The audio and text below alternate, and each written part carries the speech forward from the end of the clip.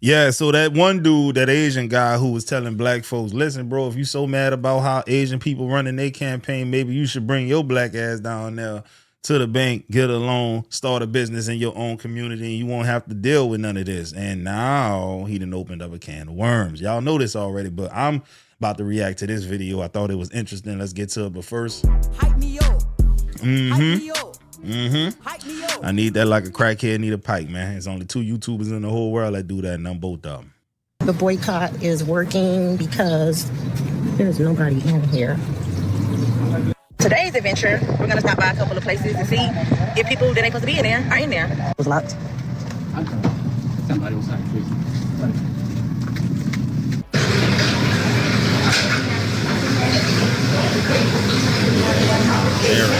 Today, we will see that the blackout of Asian businesses around the country is hurting Asian businesses, and hear from foundational Black Americans speaking on the importance of continuing to make this a lifestyle of supporting Black businesses. Check it out. I have been hearing Asians on here popping their shit about what they offer in the Black community, and I want to give y'all something to rest on. The services that y'all offer is not essential. Hair, nails, that isn't an elective. Even y'all's takeout for those who choose to eat it. That is not mandatory. That is not an essential for us to live. We patronize because we want to. And as far as the beauty supply, the only reason why y'all got it on lock is because when some other community tries to come in and open up a beauty supply, y'all start threatening the supplier. Thank God there have been some Black-owned beauty supplies that have been able to slip through the cracks. Y'all are not special. And even when it comes to these nail shops, y'all own every corner. So it's easy to just hop out your car. If one is closed, you are full, you can go down to the next one. That's the only reason why y'all pop the way y'all do. That is it. But we got our own Black nail techs who are making themselves known. Washing machine and dryer, really? Most of us that own a house, we have that. If those who live in an apartment, most of those apartment buildings, 9 times out of 10 have a washer and dryer on the property. Gas stations, liquor stores, Northern California, baby, especially in Central Valley, the Indians got that on lock. So I don't know where all this arrogance has come from. Y'all got it twisted. You need to watch what come out of your mouth. Y'all are not essential. Not at all. Now put that in your pipe and smoke it. Hey, she was cooking with that one for the simple fact it really isn't essential, bro. Like here in New Orleans, you got Cajuns, which is Vietnamese owned, most likely, I want to say. And I actually met the owners to them people. They were really nice people and everything like that. Came to my job at the time when I was a server. I think they bill came up to like $300 because it was a couple of them, and they left me a $200 tip or whatever. Never told them that I even frequented their business, but you know what I'm trying to say is this: it's all non-essential stuff for the most part. Seafood, chicken, takeout, like she said. To her point about the nail techs, though, until y'all start messing with the feet. Now, this is one of them takes I got from Dr. Umar. I don't believe and I don't agree with everything he says, but a lot of Black nail techs don't want to touch people's feet, and the Asian techs will. So you missing out on the whole market right there. You do that, you probably will have more success if you just learn how to deal with people's feet. You know, so until then, women's definitely still gonna go to the people that's gonna do their feet. So keep that in mind. But everything else, man, definitely, bro. Definitely. Jack right here, he was talking to y'all. He wasn't talking to me. He wasn't talking to me either. When you need to wash your clothes, Black owned. When you need to wipe your ass, Black owned. When you need to throw your shit away, Black owned. This is Freedom Paper Company. You need a purse, Black owned. You need some candles, Black owned. Black owned. Refresher scalp oil, Black owned. Black owned. Body oil, Black owned. Jewelry, Black owned. Room spray, Black owned. Wash your ass again, Black owned. Body butter, Black owned. Deodorant, Black owned. Soap, Black owned. When you want to cook, seasonings, Black owned. I got some hey, Black my owned spiritual seasonings. sisters, here are my oracle cards, Black owned. Hair moisturizer, black owned. Conditioner, black owned. Edge control, she talking black that shit. owned. Bedroom candy, black owned. Shower net, black owned. I don't know if this is black owned, but I bought it from a black woman. Even my dresses, black owned. Black owned. Baby, listen, why did I get racially profiled at a black-owned beauty supply store in Fort Washington, Maryland? But before I went inside, baby, the first thing I noticed is that her shop was right next to a nail salon, which was what?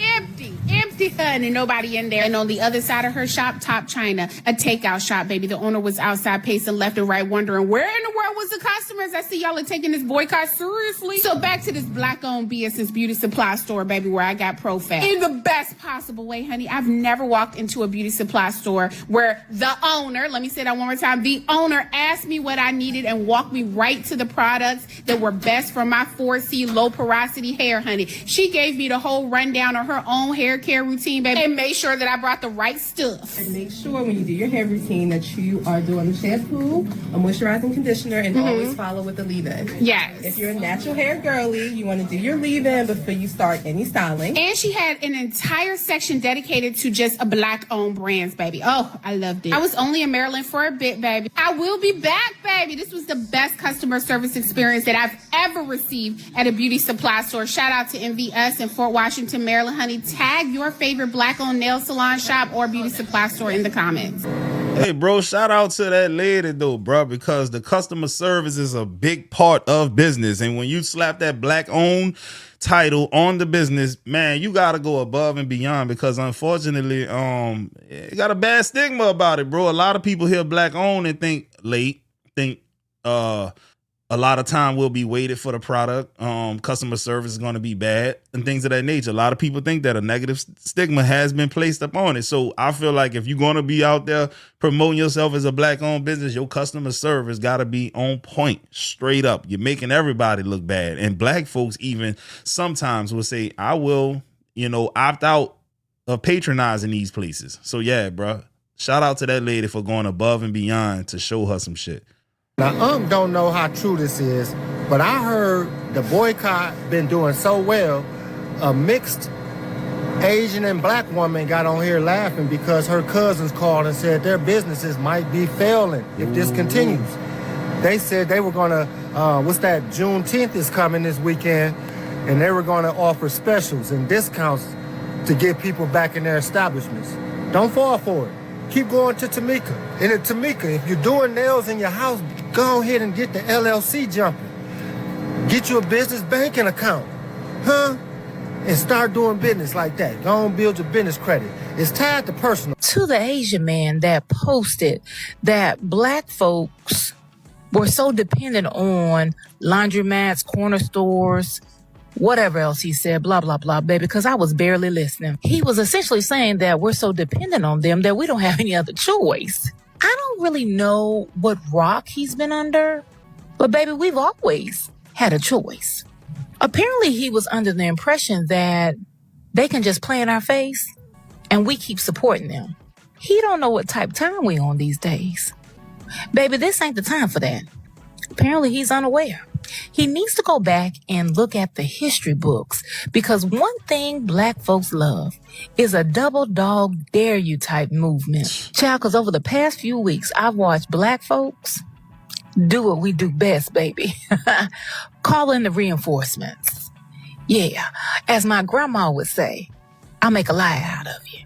Over the past week or so, I've seen folks post black nail salons, black beauty supply stores, black purse brands, black bakeries, black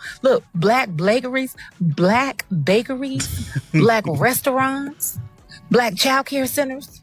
The list goes on and on, okay? Black farms. We've been doing a damn thing. Baby, y'all been dropping names, email addresses, and tagging businesses all over social media. And baby, I absolutely love this for us. Because that's how movements grow. Not just talking about it, being about it. So we ain't just talking about the problem. Baby, we're being the solution. If you know a black-owned beauty supply store, post it.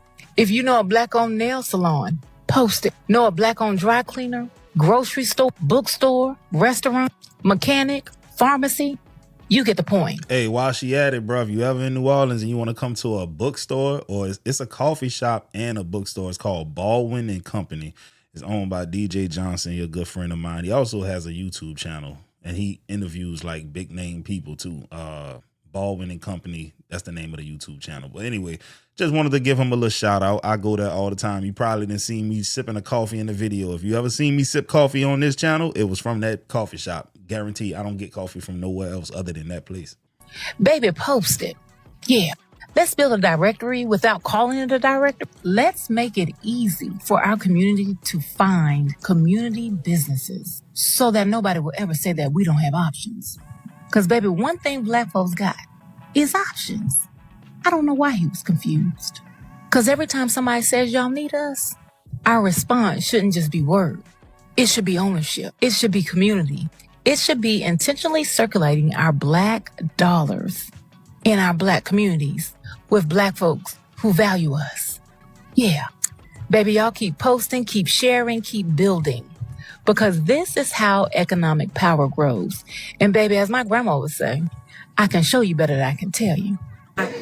Hey, bro, you know what, though? One thing I like about Black folks, bro, that black don't crack, dog. This woman could be any age, and you're probably going to be wrong. She's probably going to be older than what you think she is. That's just how black skin be working, dog, especially if you take care of yourself and everything like that, dog. I know they ain't play about her in the 90s. I know that for a fact. You're not going to convince me they did. They didn't play about her, bro. Dead ass. Y'all stop. Y'all about to make me cry for real. Like, I just finished work. It's what the hell? Hold up now. What y'all got 6:56. going on? I just finished. The phone been ringing off the hook non-stop. We need another nail tech. Just know we need another nail tech. If y'all know any Black nail techs in the city of New Orleans that's looking for a job, looking for a nail home, send them my way, please. Please. So I want y'all to shout out to my sister, man. Hold up, man. What's up, Paige? Oh, is that?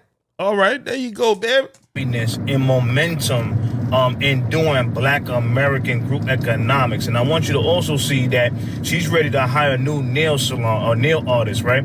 See, this is what happens when we start doing our own group economics. What happens is the salon or business go from 1 employee to 4 employees, 4 employees to 5 employees, 5 employees to 20 employees. That's 20 people with a salary income, right? Which means more money within the community.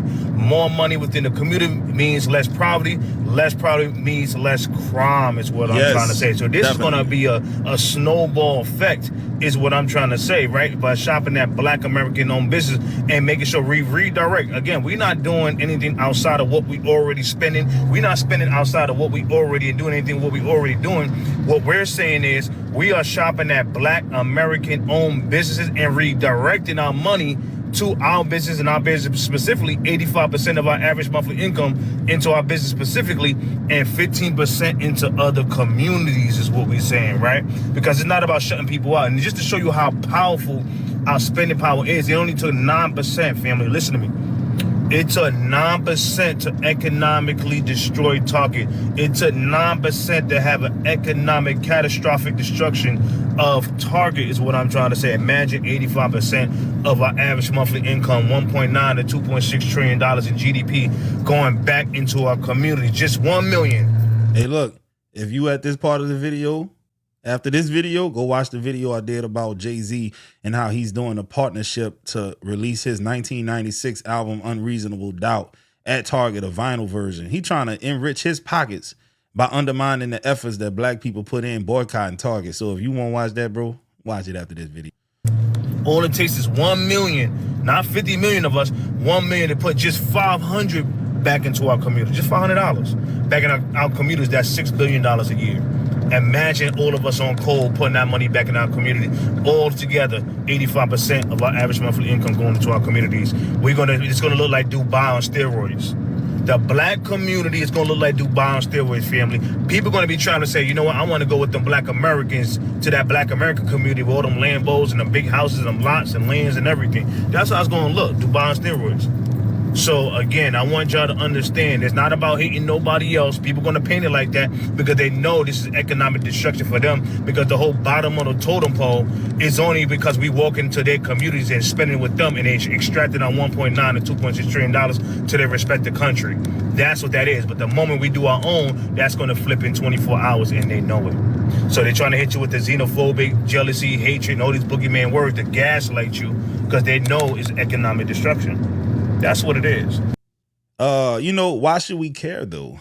Why should we care what other people think about us practicing group economics? The reason why I asked that question is other groups of people are not experiencing the things that black people are experiencing in this country. So why should we give a shit? They don't give a shit about that. They don't care that the unemployment rate for black folks is twice that of blacks and Asians. They don't care that it's 1% higher than it is for Hispanics. They don't give a shit about any of that. So why should we care about how our dollars negatively impact their communities? Why should we care? Because they don't give a damn about all of our dollars helping out other communities. I mean, why should we care? It just don't make no sense to me. Instead of saying boycott Asian businesses, we're going to say replace Asian businesses. Ooh. Replace Asian businesses with black businesses. Instead of even saying Asian boycott, that it should be more of we are using this opportunity to focus on ourselves. Instead of making every other community rich and being the catalyst for their economies, we need to start focusing on how we can do this. And we've lost sight of that because we have become dependent on other people to come into our communities and give us what we want, but they don't give us anything. We give them. So it's important for us, now that we've come to this conclusion, to really capitalize on it. So let's turn it around so they can't say that we're trying to hate them and we're pushing this narrative. We don't hate Asian people. I don't hate Asian people. I don't know about anybody else. Plus, Asian is a big, big word. Asian is a big, big word. You have Korean, Mandarin, Thai, Chinese, all kinds of Chinese. Hey, fun fact, if you go to the UK and you mention Asian, they're going to probably think you're talking about people who come from India. Real talk. Asians over here is people that come from Asia, like, you know, like she was about to say, Korea, Chinese, Japanese, Vietnamese, Japanese, Filipino. Then you got the Indians that are in Asia. Shit, Russia, goddamn it. Asia's big. That brush is too big for me to paint that much.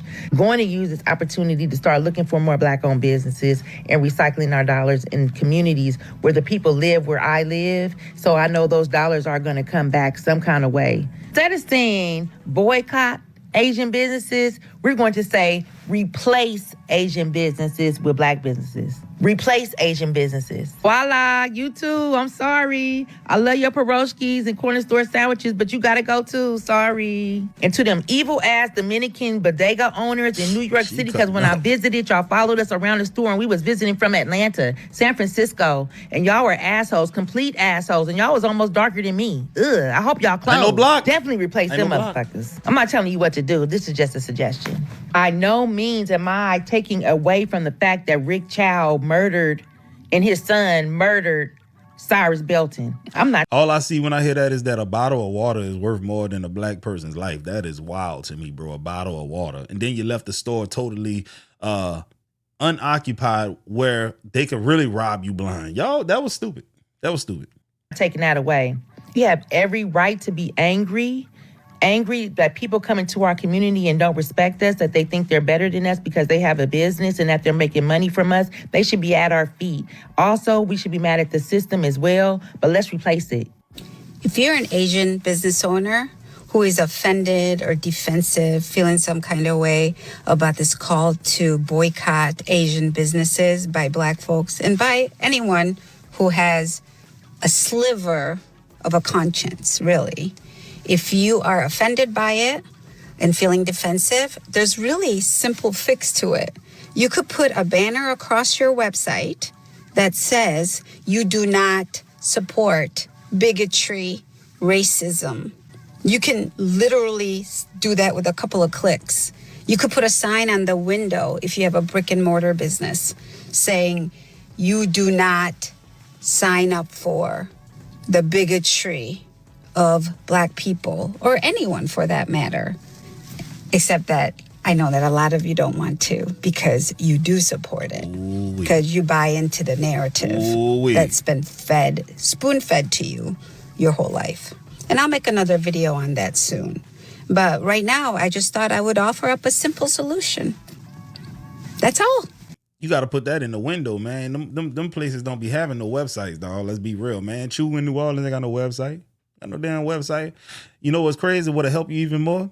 Be extra good to the people who help you run your business. In other words, black folks who come in there and spend money with you.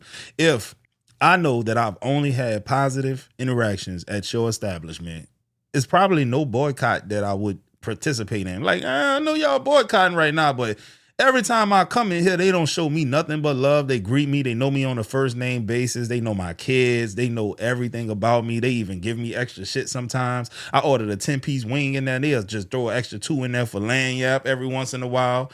Throw in a free drink for your boy. Man, if y'all was doing that, it'd be hard to convince people to boycott you. This whole situation wouldn't even occur. It would be black folks mad at them people only.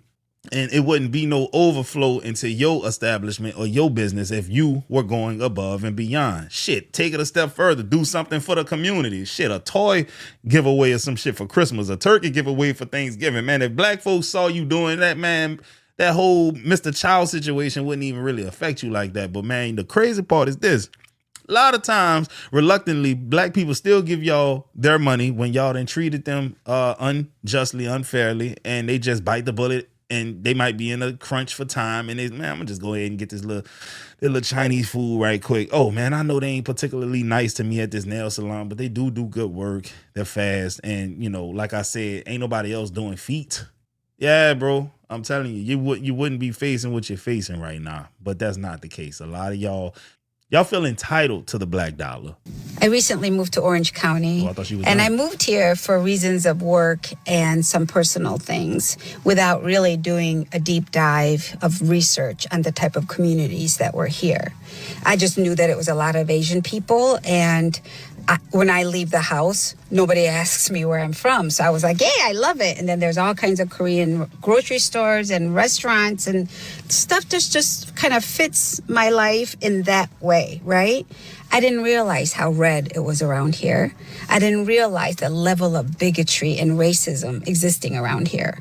So I came upon a website, or a TikTok account, I should say, that points out all the mega owners of these businesses. So I'll share that once I figure that out with technology. But in the meantime, if you're an Asian business owner who is not mega, who doesn't believe racism and bigotry and unaliving of children needs to exist in our society, just put up a little banner. Just put up a little sign. As simple as that. Good luck with that. The rest of you, your time is coming. Okay, I want to say this. It is not a boycott. Okay? Let's change the vernacular here. Let's stop calling it that. It is a blackout. That means no return. And I'm going to throw in, stop going to Target. That's a blackout too. Don't go to Target. The luxury brands, the Prada, Gucci, Louis, all those, black out those too. Don't need to be in those anyway. Waste of money. But I will say this, definitely for your essentials. And I found all my essentials. A black nail tech, black for my eyebrows, my eyelashes, my hair, because under this I have a pixie cut. All my products that I need for my face and my skincare, my hair to keep up with my hair and stuff like that, black owned. I just found the black seasoning. Look here, it's all black over here. It is not a game. It is no joke. And that needs to be the exact same thing for you. I know spots to hang out and chill and, have a hookah and eat food and go to brunch with your girls. Black owned. I only will be in black owned, period, point blank. I want to cry. I'm so happy and proud. I do need a black like sandal or shoemaker, if y'all are out there, can y'all please show yourselves, because I need sandals. I need sandals, I need shoes, I need black owned that. Can y'all come to the forefront, because I need that. But to find my dishwashing liquid, my laundry detergent, my toilet paper, like, I'm so happy. My cart is full already. Do you understand what I'm saying? So keep doing that. But let's call it what it is. It's a blackout. It's a change in our spending habits. It's called group economics. And we are putting our money only within our community. That is not racism. That is how it's done and what's been going on in other communities for centuries. It's called common sense. It's interesting to see the mild-mannered so-called model minority community crashing out like crazy because foundational Black Americans are boycotting all Asian businesses around the country. I'm glad to see this happening. Now, Black people know what many of these Asians are saying in their languages in these stores about Black Americans. It's way past time that foundational Black Americans expose these anti-Black communities that have been making money off of the Black community since the 1970s. It is interesting to see how many of these Asians really think they are white people. They say many of the same things white supremacists say. But now many of these Asians are getting more and more wake-up calls. They went after affirmative action because they believed that would hurt Black Americans. Well, that affirmative action thing was crazy, dog, with Harvard and all of those type of places. The reason why it's crazy is because Asian people thought that this was a merit-based society. Hell no, they wanted to get back to the status quo. Those professors who had kids who couldn't cut it, and they wanted their kids to attend Harvard at a slash price or free, whatever the case, whatever type of situation they have at Harvard as it pertains to faculty and how much their family members pay to attend the school. Nah, buddy, nah. We want that 3.1 GPA white boy who daddy works here, or who daddy does groundbreaking research here, or he's just a clout-having professor, or someone who spent money at the school whose kid wasn't academically capable to get in this school otherwise, to come here over you. That's what that was all about. Yeah, bro. You thought you had a seat at the table, man. No, indeed, no, man. We already know, man, if Harvard was merit-based, it probably would only be minorities in there. Asians, Africans, Indians, you name it. It'd be very few white people in there if it was merit-based. And they accept applications from all over the world. Boy, please, man, it wouldn't be hardly any white people there, or white people who teach there, honestly. And if I'm wrong, I would say this, just to cover my ass. It'd be very few American whites there. If anything, they might be coming from Finland, places where they have way better educational systems and shit, because they can cut it. But in America, hell nah, it'd be nothing but the first, second, third generation immigrants there. Let's be real. Backfired in a major way on them. Racism is not just an American problem. Throughout history, prejudice and discrimination have existed in many parts of the world, including various countries across Asia. Different societies have developed social hierarchies based on ethnicity, nationality, skin color, caste, class, language, and culture. In some places, darker skin has historically been associated with lower social status, leading to colorism and negative stereotypes that continue into the modern era. When Asian immigrants came to the United States, they did not leave all of their beliefs behind. Like every immigrant group, some brought cultural attitudes, assumptions, and biases with them. Some individuals and communities absorbed existing racial attitudes present in American society, including anti-Black stereotypes. And didn't take them long either. For generations, foundational Black Americans have often interacted with Asian-owned businesses in Black neighborhoods. These relationships have many times experienced tensions that have emerged over issues such as economic competition, cultural misunderstandings, profiling, disrespectful treatment, or differing views on community investment. These tensions have occasionally sparked public debates about trust, accountability, and cooperation.